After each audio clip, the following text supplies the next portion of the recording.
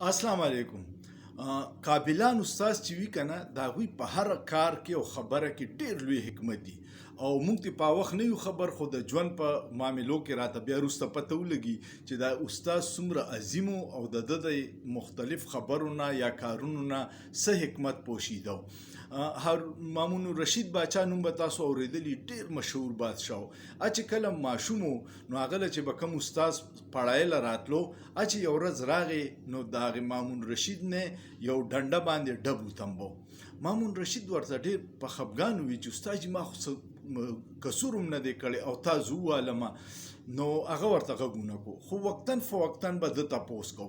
بیا یو شل کال پس هغه چې مامون رشید باچا شو چې دربار کې کېناستون یو ورځ ورته حق واقعیا را یاد شو نو استاد یې وغوښته ورته استاد محترم تاسو زه یو پیرا بیلا وجوالیم د دې څه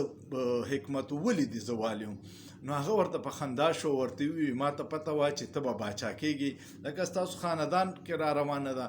خو ما د لدا ډب په دې درکړیو چې ګوره تاله ما بلا وجه ډب درکړیو شل کاله پاسوم تا ته دا خبره یاد ده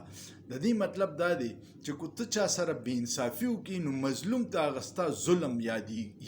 اچرې نه یری نو ته چې اوس په کرسۍ کېناستې د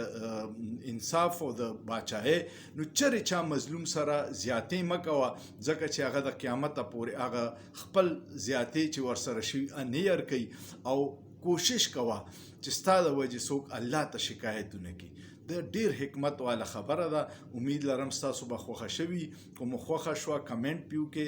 شیر کې لایک کې او سوچ پیو کې په سوچ کې څه ګناه نشته. شکریہ.